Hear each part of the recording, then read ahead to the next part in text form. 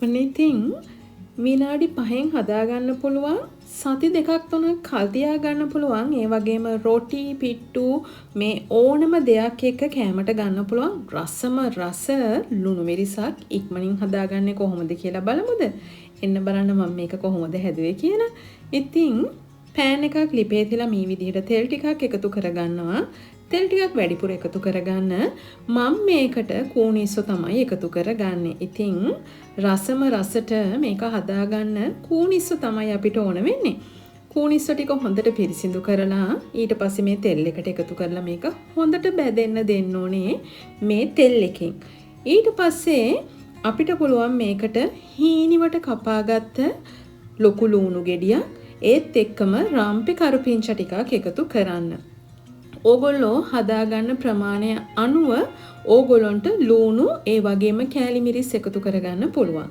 ඕගොල්ලොන්ට මේකට සැර ටිකක් අඩුවෙන් ඕනේ නම් ලුණු ටිකක් වැඩිපුර එකතු කරලා කෑලි මිරිස් ප්‍රමාණය අඩුවෙන් එකතු කරන්න. ඕගොල්ලොන්ට මේක හොඳ සැරට ඕනේ නම් ඕගොල්ලොන්ට පුළුවන් කෑලි මිරිස් වැඩි කරලා ලුණු ප්‍රමාණය අඩු කරලා එකතු කරන්න. ඒක ඕගොල්ලොන්ගේ රස කැමැත්ත අනුව. ඊට පස්සේ ඉතින් මේක හොඳට මේ විදිහට සුවඳට කුක් වෙනකොට අපිට අවශ්‍ය ප්‍රමාණයට කෑලි මිරිස් එකතු කරගන්න තියෙන්නේ.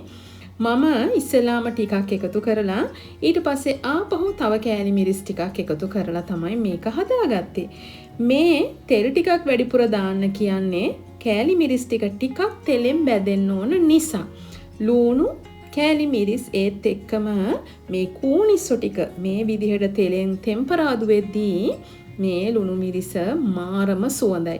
මේක කිසිම ප්‍රශ්නයක් නෑ අපිට ෆ්‍රිජ් එකක දාලා සති දෙකක් තුනක් වුණත් තියාගන්න පුළුවන්.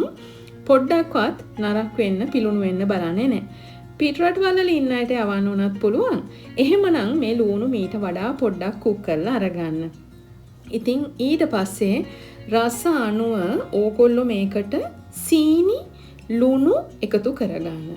සීනි ටිකක් වැඩිපුර එකතු කරගන්න. මොකද මේක කීප දවසක් තියෙනකොට මේකේ රසය හොඳට ඉස්මතු වෙනවා.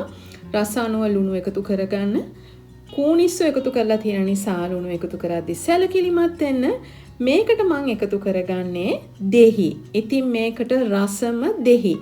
මේක එක පැත්තකින් chili paste එකක් වගේ.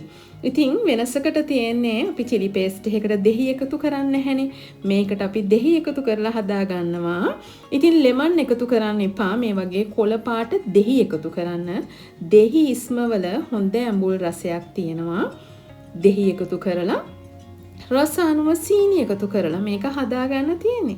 හරිම රසයි. බෝඩින් වෙලා ඉන්න අයට උනත් හරිම ප්‍රයෝජනයි.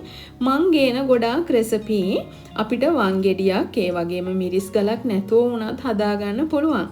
ඒක පිටරටවල් වල ඉන්න අයට වගේම බෝඩ් වෙලා ඉන්න අයටත් හරිම ප්‍රයෝජනවත්. ඉතින් මේක උනත් අන්න ඒ වගේ රෙසිපි එකක්. මේක හරි රසයි ඒ වගේම සුවඳයි. ආප්ප ඒ වගේම රොටි පිට්ටු වගේ දේවල් කන්න හරිම රසයි. ඉතින් මේක ඕගොල්ලන්ට ෆ්‍රයිඩ් රයිස් කොත්තු රොටි එක්ක උනත් කෑමට ගන්න පුළුවන්. මේක ගොඩක් chili paste එකකට සමාන රසයක් තියෙන නිසා.